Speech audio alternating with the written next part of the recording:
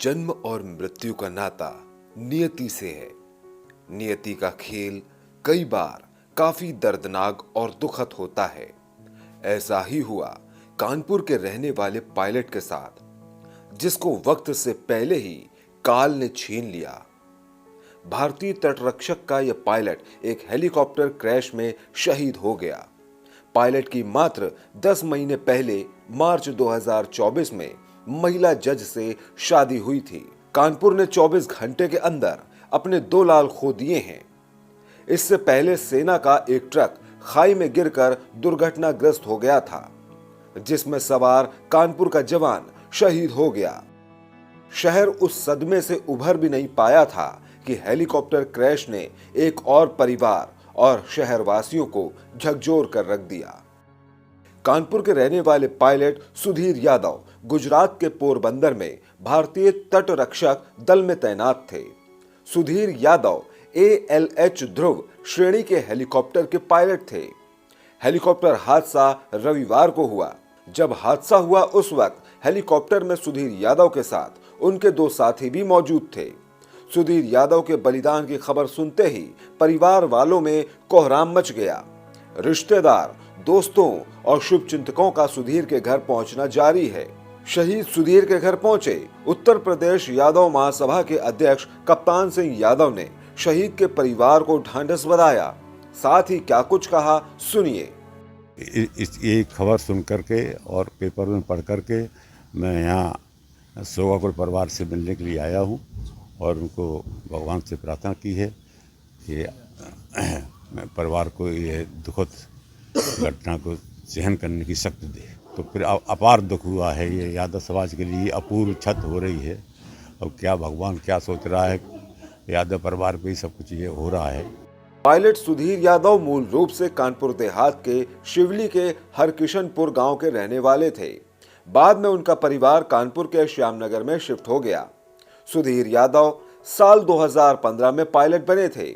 बचपन से ही वो एक मेधावी छात्र थे और शुरुआत से ही वो पायलट बनना चाहते थे। उनके पिता आर्मी में थे, इसलिए उनके सपनों को तेजी से उड़ान मिली। वो 8 साल से कोस्ट गार्ड पायलट थे। 10 महीने पहले ही सुधीर की शादी आवृत्ति नैथानी के साथ हुई थी, जो पटना में जुडिशियल जज के पद पर कार्यरत है। जानकारी के मुताबिक सुधीर की पत्नी आवृत्ति शनिवार शाम को सुधीर के पास से पटना लौटी थी और रविवार दोपहर को उनके बड़े भाई धर्मेंद्र यादव के पास सुधीर के घटना में घायल होने की खबर आई। सभी गुजरात जाने की तैयारी करने लगे, तभी दोबारा खबर आई और बताया गया कि सुधीर को नहीं बचाया जा सका। कॉल आया था वहाँ पे कोस्ट गार्ड के यूनिट से, कमांडेंट का कॉल आया था कि कैजुअलिटी हो गई, हमारे पायलट्स लॉस्ट कर दिए हमने, एयरक्राफ्ट क्रैश हुआ है 12:30 बजे के बीच में, तो जिसके कारण भाई की हमारे कैजुअलिटी होगी। अभी चल रहा है, उसकी बॉडी आने वाली है, लेके आएंगे कल तक। भाई थे आप? 2 भाई हैं, छोटा भाई है मेरा वो। लगभग कितने दिन हो गए सेना में? 9 साल हो गए उसको। कहाँ पोस्टिंग थी? पोस्टिंग फिलहाल पोरबंदर में था। शहीद पायलट सुधीर यादव के पिता भी आर्मी से रिटायर हैं, जो वर्तमान में बैंक में कार्यरत हैं। उन्होंने अपने छोटे बेटे के शहीद होने के बाद सरकार से मांग की है कि ऐसे हादसे अक्सर हो रहे हैं और उन हादसों का शिकार देश के जवान हो रहे हैं। सरकार इस पर ध्यान दे।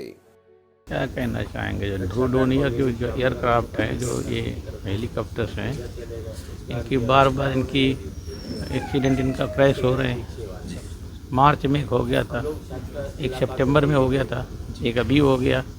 गवर्नमेंट इनको ग्राउंड क्यों नहीं करती है, जब इनमें इतने इतने जाने जा रही हैं, कभी 3, कभी 4, कभी 5। पिछले सितंबर में CO साहब खुद गिर के ख़त्म हो गए, अरब सागर में गिर गया। बाकी यही कहना चाहता और क्या। परिवार वालों के मुताबिक सुधीर यादव का पार्थिव शरीर मंगलवार सुबह 10 बजे लखनऊ एयरपोर्ट पहुंचेगा। इसके बाद कानपुर स्थित श्यामनगर निवास पर लाया जाएगा।